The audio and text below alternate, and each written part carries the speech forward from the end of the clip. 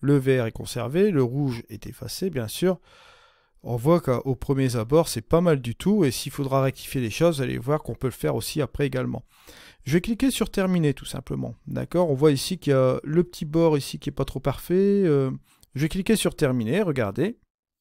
Hop. Et c'est fait. Bon, je fais ma sélection, je dis au programme, tiens, je veux conserver ça. Je clique sur terminer et regardez ce qu'il me fait. Bon, avouez quand même qu'au niveau sélection, c'est quand même assez rapide, hein. Bien sûr, après, lorsque vous avez fini cela, il vous met dans ce mode-là, vous voyez, affiner le pinceau. Ça veut dire qu'il vous permet d'affiner votre sélection aussi également. Si par exemple, je veux aller, bon, je vais agrandir cela, hein, on va aller ici. Par exemple, on voit que c'est pas très parfait là.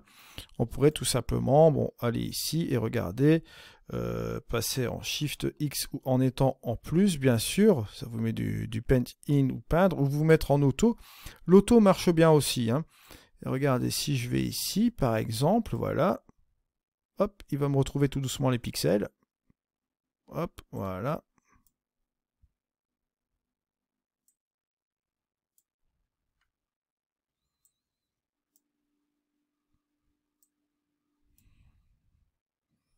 Voilà, il m'a retrouvé mes pixels en dessous, vous voyez. Si je fais mon affichage du masque ici, ou si je clique sur O, vous voyez, bon, les petites choses à rectifier. On peut le faire aussi également sur le masque, hein, regardez, il n'y a pas de problème. Si je clique ici, regardez, hop, on a ce truc-là. On peut se mettre, bien sûr, comme je vous l'ai dit, en mode, allez, Paint In en plus, pour l'aider un peu, hein, pour lui dire, par exemple, je veux retrouver mes pixels là. Là, ici c'est parfait aussi, on peut faire quelque chose là, regardez. Et vous voyez que là, bon, le masquage ici s'est amélioré, comme vous voyez ici. Maintenant, si vous avez des petits artefacts ici, juste comme ceci, ce que vous pouvez faire, vous avez la possibilité, regardez, de vous mettre ici en peindre, voilà, en négatif.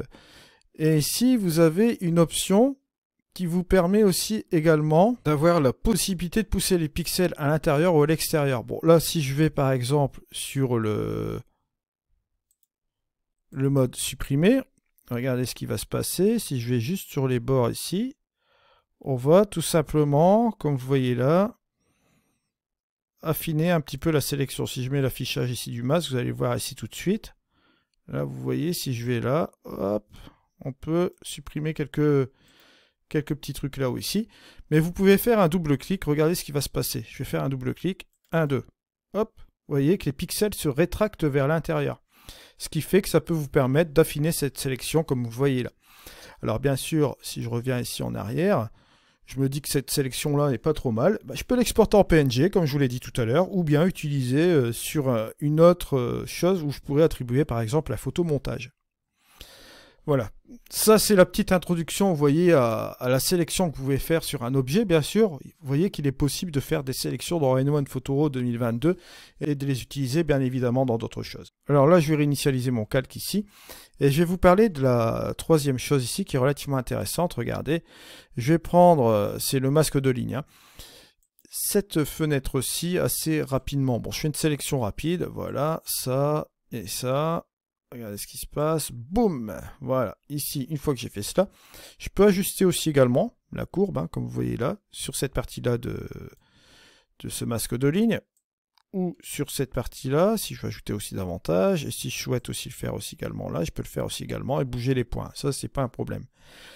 Je me dis que bon voilà, j'ai mon masque qui est fait là, alors je peux faire supprimer, regarder l'extérieur, hop, voilà, et j'ai mon masque qui se met comme ceci, je clique sur terminer, et voilà, on a ici la sélection du masque sur cette partie-là. Je vous parle de toutes ces sélections bien sûr, mais là, comme vous le savez bien, on est en train de l'attribuer ici sur un calque. L'avantage dans ce logiciel N1 Photoro 2022, si je réinitialise tout cela bien sûr, c'est qu'on peut appliquer des effets sur certains endroits de l'image. Mais on verra tout cela bien sûr dans un prochain épisode.